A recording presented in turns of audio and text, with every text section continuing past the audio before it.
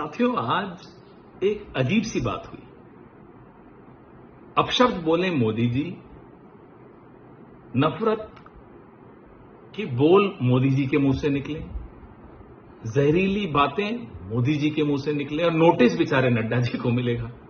अभी नड्डा जी क्या इसलिए अध्यक्ष बने हैं कि हवाई अड्डे पे जाएं, मोदी जी को रिसीव करने, सी ऑफ करने और फिर नोटिस की इंतजार करते रहे।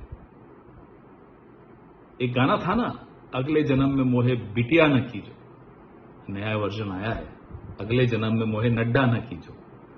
अब ऐसी किस्मत नड्डा जी की, कहने को अध्यक्ष हैं, बैठे हैं नोटिस, वो भी ऐसा नोटिस जिसमें उनका कोई लेना देना नहीं, न प्रधानमंत्री उनकी सुनते न प्रधानमंत्री उनको बोलते, लेकिन नोटिस नड्डा जी को आया। खैर, मजाक अलग है।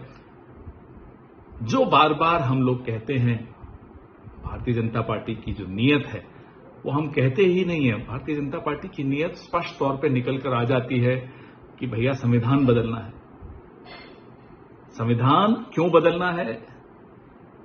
क्योंकि आरक्षण खत्म करना है, लोकतंत्र खत्म करना है, और लोकतंत्र खत्म होने की जो आहट है वो इस नोटिस में सुनाई दे रही है कि प्रधानमंत्री को नोटिस भेजने में चुनाव आयोग के हाथ कांप जाते हैं, हाथ पांव फूल जाते हैं, दिल की धड़कन बढ़ जाती है और नोटिस नहीं दे पाते। क्यों?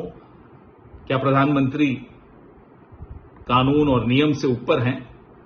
चुनाव की घोषणा होने के पश्चात प्रधानमंत्री सिर्फ एक केयर टेकर प्राइम मिनिस्टर है और न भी हो, पूरी तरह से भी प्रधानमंत्री हो, चुनाव आयोग के नियम और कानून के ऊपर नहीं है। लेकिन अगर चुनाव आयोग की यह हालत है कि प्रधानमंत्री को नोटिस तक नहीं दे पा रहे, तो सोचिए अगर ये चुनाव मोदी जी किसी गलती से भी जीत जाएंगे तो चुनाव होना बंद हो जाएंगे, लोकतंत्र खत्म हो जाएगा। ये आने वाले कल की आहट आज सुन लीजिए, चेत जाइए, जाग जाइए, लोकतंत्र को बचाइए। और ये जो कांपते हुए हाथ हैं चुनाव आयोग को, इन पर थोड़ा रहम खाइए। इसी चुनाव आयोग की इतनी दुर्गति होते हुए हमने नहीं देखी किसी सरकार में।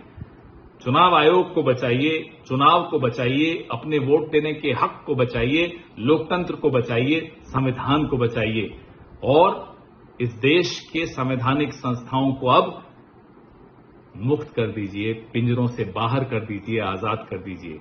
जय हिंद, जय कांग्रेस।